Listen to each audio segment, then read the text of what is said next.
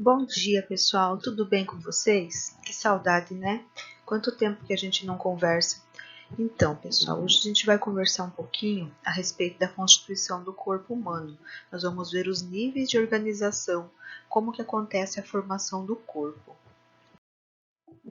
Para formar o corpo, nós precisamos de um nível de organização. Assim como todo ser vivo, ele vai ter de uma menor estrutura, nós podemos considerar os átomos, até a formação de um organismo.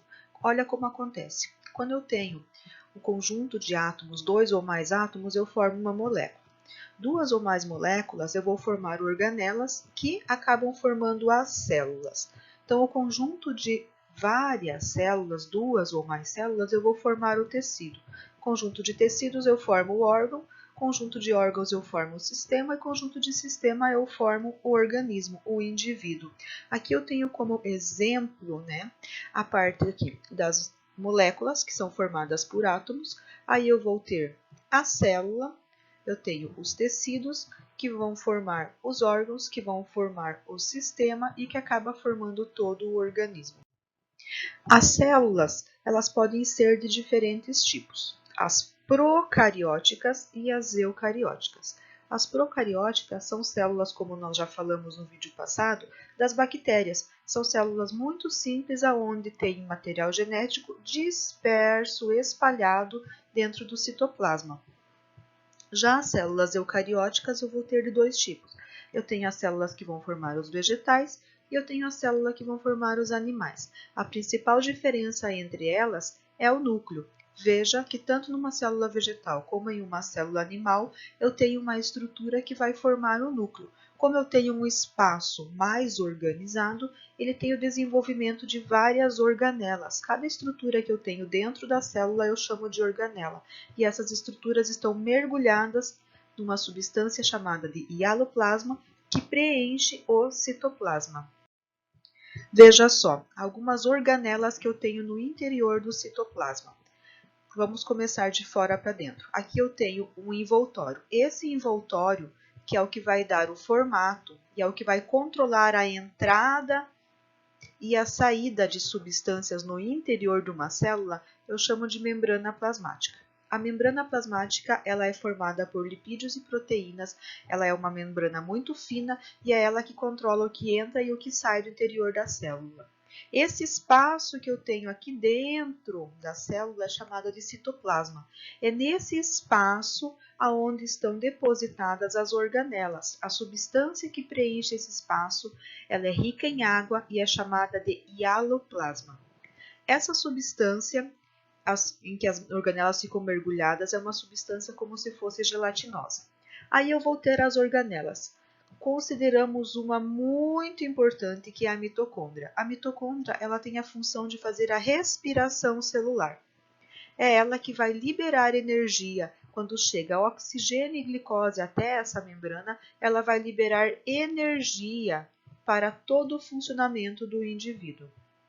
Aqui eu tenho os ribossomos, que vão fazer a produção de proteínas. Eu vou ter o retículo endoplasmático não granuloso e eu tenho o retículo endoplasmático granuloso. O granuloso, ele produz proteínas.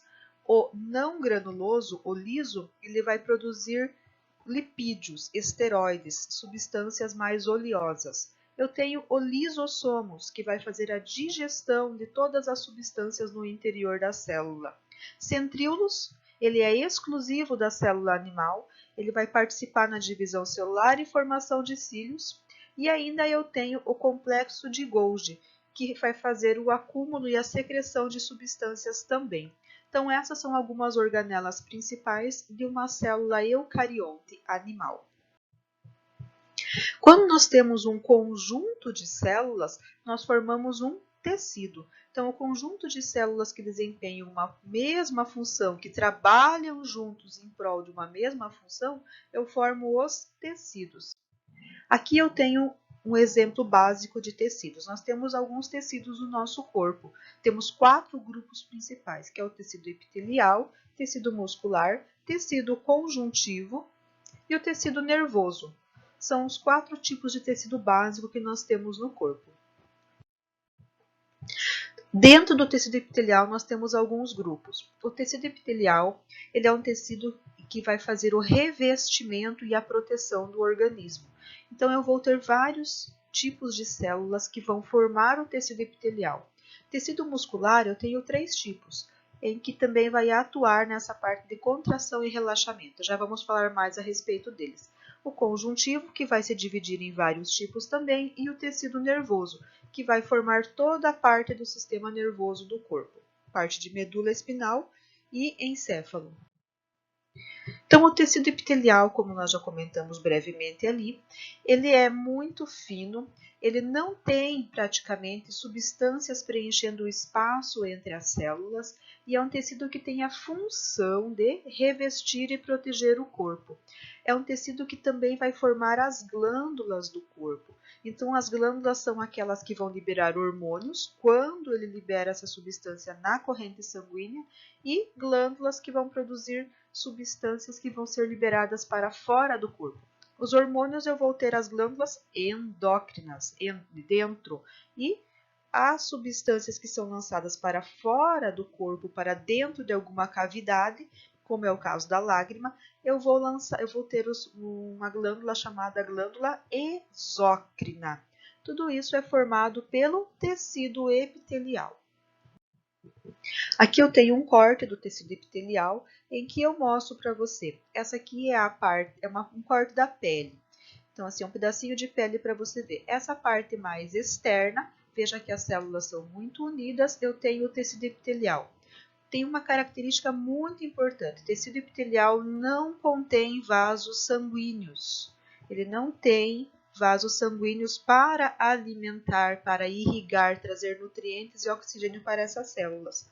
Mas daí você pergunta, prof, mas como que essas células vão receber nutrientes então?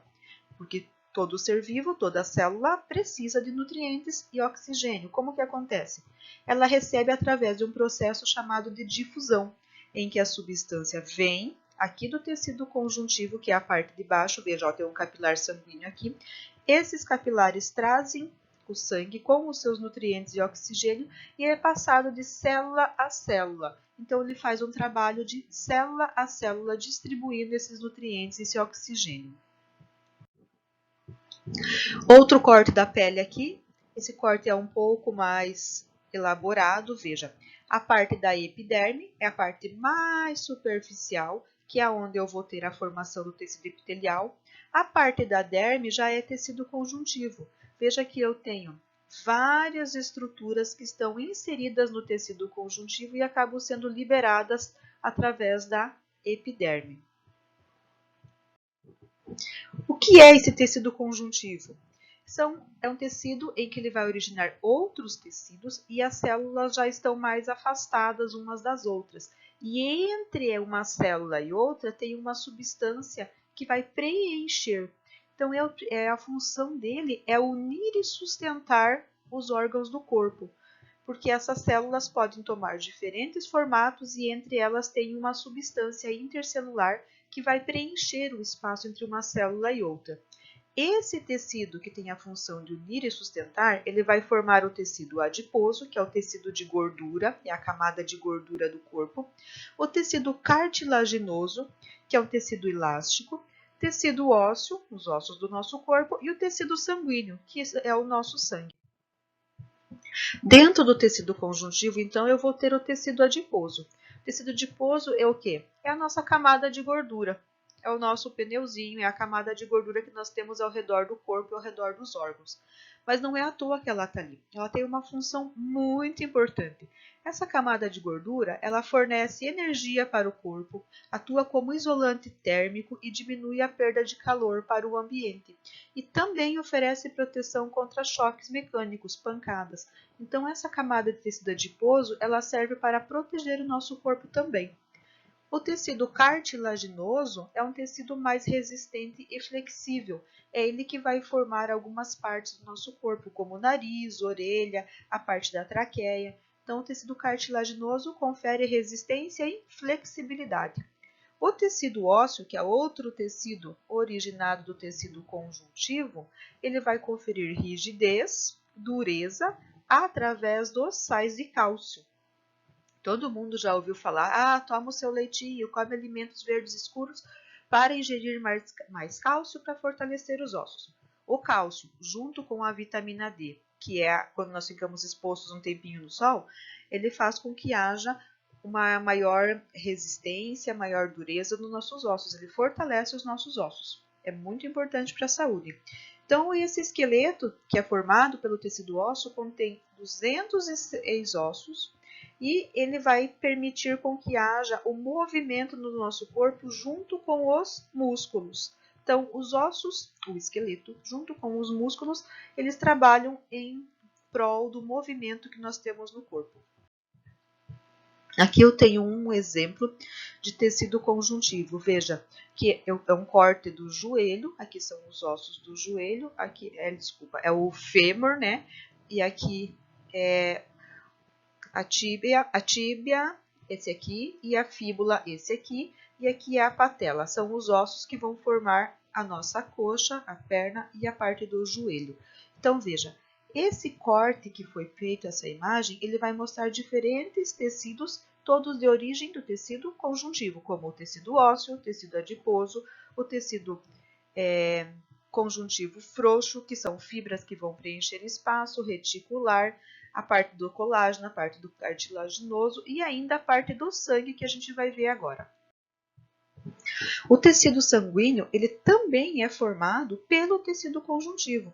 O tecido sanguíneo é um tecido líquido e ele é formado pelos glóbulos vermelhos, que vão fazer a parte de transportar o oxigênio. Ele é formado também pelos glóbulos brancos, que vão atuar na defesa do nosso corpo. Ele também contém fragmentos, pedaços que são chamados de plaqueta, que vão fazer a coagulação do sangue. E existe uma substância que é chamada de plasma, que é formado por água e é responsável pelo transporte de nutrientes, hormônios e outras substâncias para todas as células. Então, veja, o tecido sanguíneo, também formado por tecido conjuntivo, é formado por hemácias, que transportam oxigênio, leucócitos, que fazem a nossa defesa, que atuam como os nossos soldadinhos de defesa. As plaquetas, coagulação do sangue, e o plasma, que é a parte líquida que vai transportar substância. Esse é o nosso tecido sanguíneo. Há uma curiosidade a respeito do tecido sanguíneo. O sangue, as células sanguíneas, ela é formada por um tecido chamado hematopoético. E esse tecido ele fica dentro dos ossos do nosso corpo. Então, dentro dos ossos, nós temos a medula vermelha, medula óssea vermelha, aonde são produzidas nossas células sanguíneas. Outro tipo de tecido que nós temos é o tecido muscular. O tecido muscular, ele vai formar 3 tipos de músculo. Ele vai formar o músculo estriado esquelético, que é o que nós temos ao redor dos nossos ossos e que vai permitir o nosso movimento.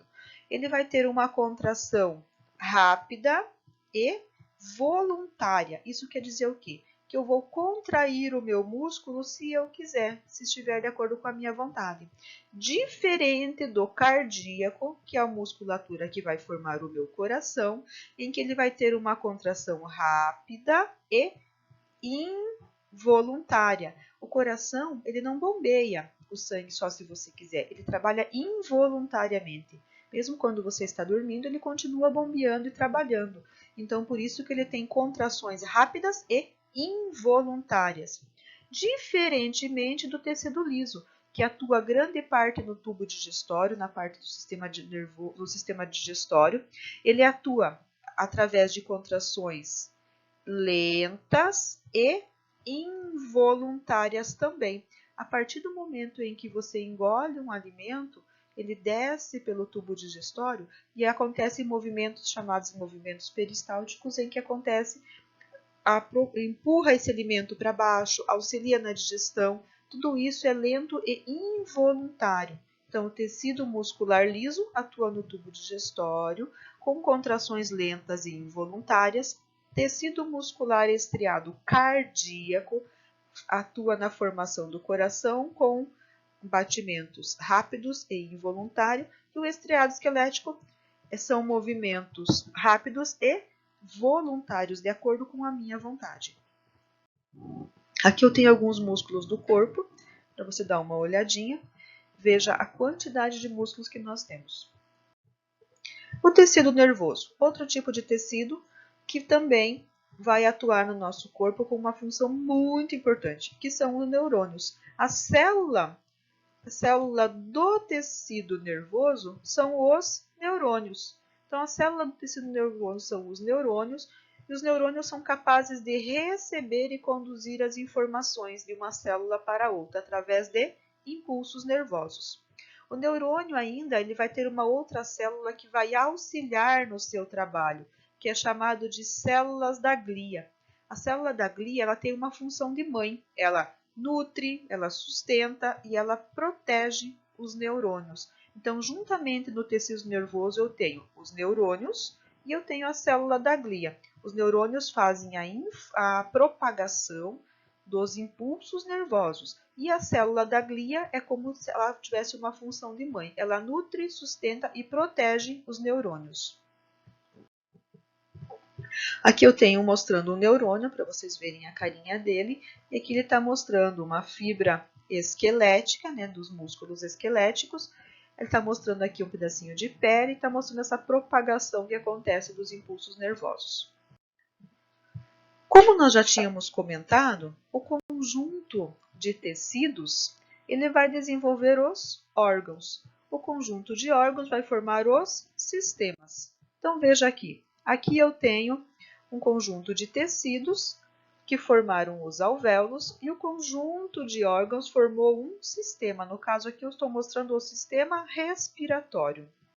E quando eu tenho um conjunto de sistemas, eu vou formar o organismo. Só retomando aqui, eu tenho as células, conjunto de células eu formo os tecidos, conjunto de tecidos eu formo os órgãos, conjunto de órgãos eu formo o sistema e o conjunto de sistemas eu formo o organismo. Pessoal, por hoje é só. Espero que vocês tenham gostado e compreendido os níveis de organização do corpo humano.